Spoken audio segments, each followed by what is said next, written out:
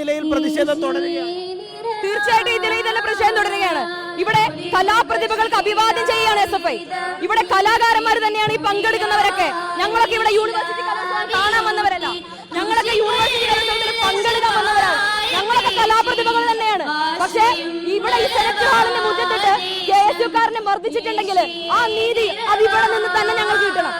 ഞങ്ങൾ ചൂണ്ടിക്കാണിക്കുന്നുണ്ടല്ലോ. സംഘാടക സമിതി മത്സരം തടസ്സപ്പെടില്ലേ എന്നുള്ളതാണ്. ഈ മത്സരം ഇന്നലെ നടക്കേണ്ട ഒപ്പന മത്സരം എങ്ങനെയാണ് ഇന്ന് രാവിലെ വരെ നീണ്ടത്? ഓരോ 2 മണിക്കൂറിലും ഇവിടെ ഒരു വിദ്യാർത്ഥി ആക്രമിക്കപ്പെടുകയാണ്.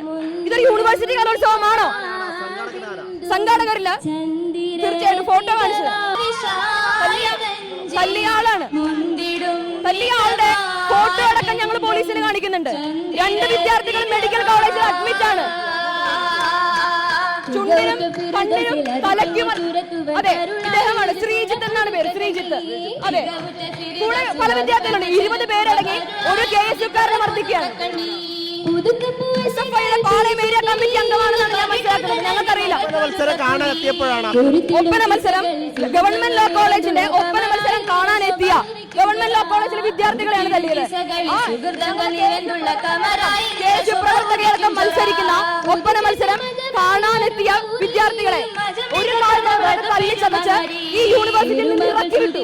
ഇവിടെ കേരള പോലീസ് അയാളെ പിടിച്ചപ്പോ അയാളുടെ കയ്യിൽ നിന്നും വലിച്ചെടുത്തുകൊണ്ടായിട്ട് SFI ആക്രമിച്ചത്. നിങ്ങൾ ഈ സെനറ്റ് ഹാള് നോക്കൂ.